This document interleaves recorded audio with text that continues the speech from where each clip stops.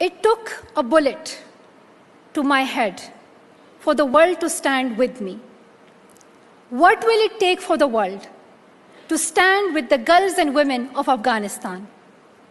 To anyone who says they care about protecting girls and women, to anyone who says they care about education, to anyone who says they care about oppression, what are you waiting for? The case could not be clearer. Right now, millions of Afghan girls are effectively imprisoned. But they fight on, calling for justice, calling for the world to stand with them. They are the heroes the history books can teach us about. We must be their champions until they're free. Thank you.